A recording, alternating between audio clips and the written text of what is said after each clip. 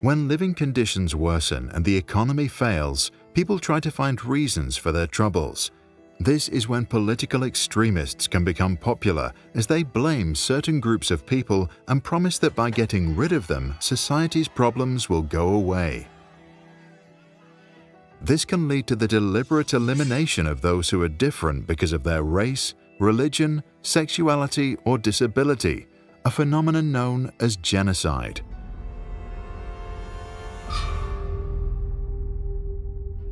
The 10 stages of genocide are a framework for understanding how crimes against humanity happen, so we can spot early warning signs and potentially prevent them. Stage 1 is classification. Extremists divide people into separate groups based on their different characteristics. This often happens to create an us versus them mentality or to find someone to blame for social problems. The second stage is symbolization. This involves assigning symbols or names to members of the other group. The goal here is to split the society and make it clear who belongs to who. Third is discrimination. The dominant group uses its power to deny others certain rights or privileges. Particular new laws may limit the freedom of the marginalized ones. Instances of bullying increase and the societal divide widens. Fourth is dehumanization. The targeted group is portrayed as less than human, often compared to animals or diseases. Stripping away the human qualities of a person makes it easier to justify violence against them. Fifth is organization. This stage can involve violent mobs that are tolerated by the ruling class, or even the creation of state-sponsored militias. In some instances, perpetrators now carefully start to plan the next steps of the genocide. Sixth is polarization. Extremists now demonize the targeted group and try to fully divide society by demanding that everyone must take a side. Moderators who want to reduce the tensions are often identified as enemies and silenced. Seventh is preparation. The criminals now plan for mass murder.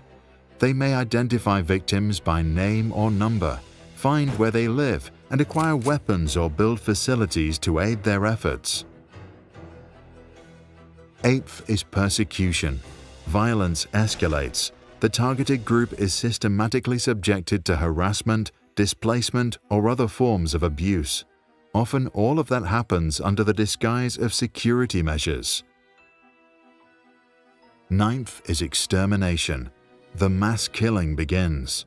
The culprits view their victims as less than human, believing they are cleansing the world of an undesirable element, and in doing so justify the use of disproportionate violence. 10th is denial. Those responsible for the cruelty deny their crimes, destroy evidence, blame the victims, and attempt to rewrite history, justifying their actions as necessary for the greater good.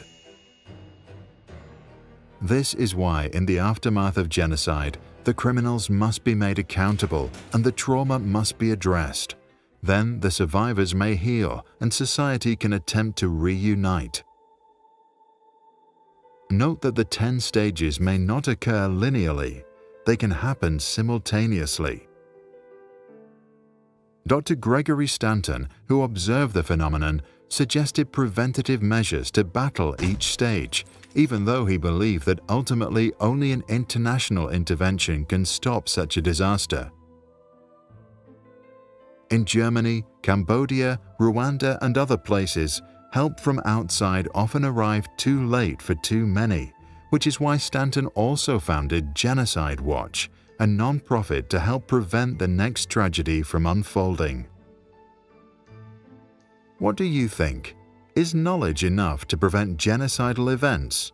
And if not, what other measures can we take to avoid the next human catastrophe? Share your thoughts in the comments below.